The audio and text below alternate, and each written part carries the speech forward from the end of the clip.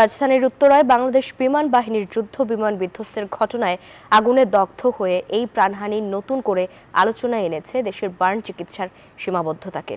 কক্সবাজার সহ দেশের বিভিন্ন গুরুত্বপূর্ণ অঞ্চলে এখনও নেই পূর্ণাঙ্গ বার্ন ইউনিট।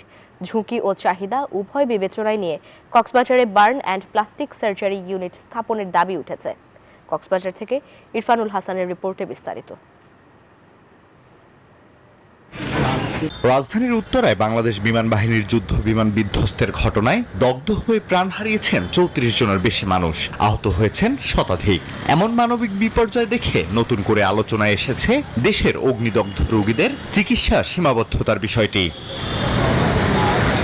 বিশেষ করে কক্সবাজারের মতো ঘনবসতিপূর্ণ, পর্যটন কেন্দ্রিক এবং কৌশলগতভাবে গুরুত্বপূর্ণ জেলায় এখনো নেই কোনো পূর্ণাঙ্গ burn and plastic surgery institute.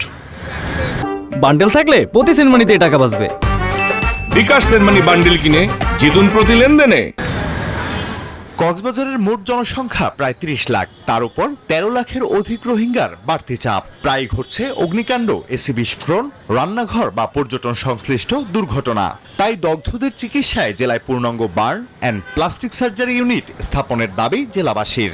Burn unit ওইরকম একটা হাসপাতাল আমাদের কক্সবাজারে তৈরি করা হোক। এখন সবাই অত্যন্ত উদ্বিগ্ন এবং আতঙ্কিত অবস্থায় রয়েছে। এই বিষয়ে সরকারের সংশ্লিষ্ট কর্তৃপক্ষের সবারই মনোযোগ দেওয়া উচিত। কক্সবাজার মেডিকেল কলেজে একটি পূর্ণাঙ্গ বার্ন ইউনিট স্থাপনের আশ্বাস দিলেন কক্সবাজারের সিভিল সার্জন। শুধু কক্সবাজার নয়, এই দক্ষিণ চট্টগ্রাম শুধুমাত্র চট্টগ্রাম মেডিকেল কলেজে বার্ন ইউনিট আছে, আর এর মধ্যে আর কোনো হাসপাতালে বার্ন ইউনিট নেই এবং বার্ন ইউনিট চিকিৎসা হয় না।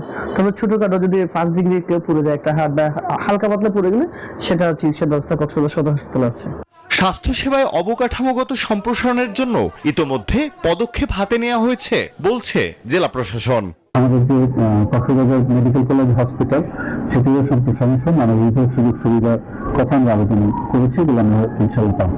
দগ্ধ রোগীদের জীবনের প্রতিটি মুহূর্ত যেখানে গুরুত্বপূর্ণ, সেখানে কক্সবাজারের মতো একটি গুরুত্বপূর্ণ অঞ্চলে বার্ন ইউনিট না থাকাটা নিঃসন্দেহে বড় একটি ঘাটতি বলে মনে করছেন কক্সবাজারবাসী।